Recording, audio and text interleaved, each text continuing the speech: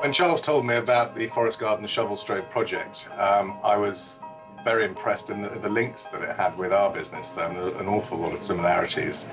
And immediately I was enthused by his ideas. We were discussing it during the Masterclass programme as a sort of at the early stages, and it's been fantastic to see it grow and take shape since then.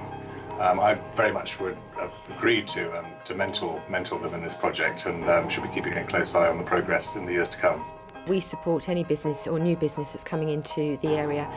The great thing about being in Forest Row is we all work together as a team and we all help each other out, and that's the way we all like to work. We are one big community here, helping out as and when we can. It's become very clear that local is really the buzzword, and so any initiative that can show people what is available locally using an area that is not normally considered as an area for food production like forests, I would fully support.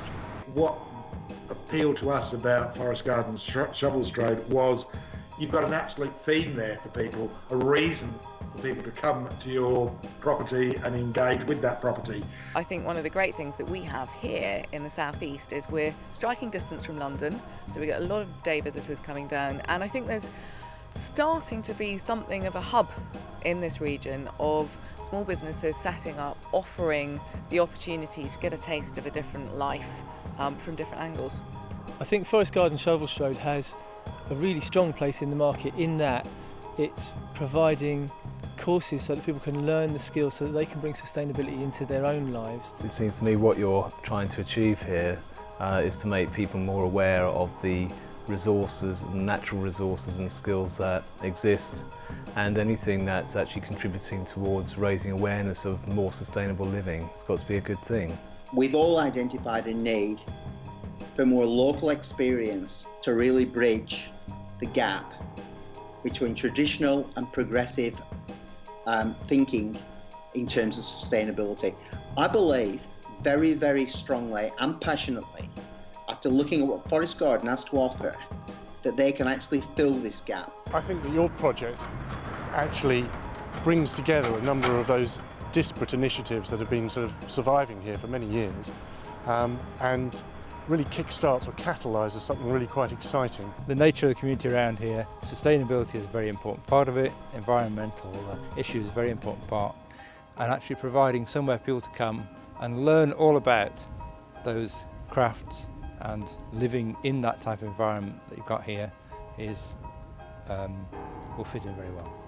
The Ashdown Forest is a very interesting area, lots of tourism. It's another interesting avenue for somebody to pave their way down to Sussex to have a day out or a week out. There are local farms producing food, there's local colleges, there are a lot of young people coming in here from overseas as well. It's an international community, and I can really see something like the Forest Garden Shovelstrode really fitting in and working very, very sympathetically with the other activities we've got here and the people we've got coming here. Camping in general has just got a real buzz going on at the moment. Everyone wants to get onto canvas, and also the staycation kind of thing is really taking hold, and people want to spend their money on a bit of glamping, so the yurts are really popular. They sell out second to weekends, I'd say. Something like Forest Garden, where you could actually encourage tourism and the woodcrafts, along with the additional new areas that somewhere like the Hunter Valley is desperate for, would work really, really well. And I think there could be a huge potential for that type of business and knowledge transfer in somewhere like Australia, specifically in the Hunter Valley. I know we would be certainly interested in developing a similar type of outfit operation here in South Australia. Permaculture, forest garden, all this typical ethos is gathering a lot more momentum, as well as people are realising they need to learn self-sufficiency skills. Sustainability is now very much in the mainstream, and it's more than the mainstream, it's the way that everyone is seeing that the world is going to go. And so sustainable businesses are not just an essential part of the economy, they're going to become the economy. This is not a militant green thought. This is intelligent. It's business intelligence. It's the only way we can sustain the future.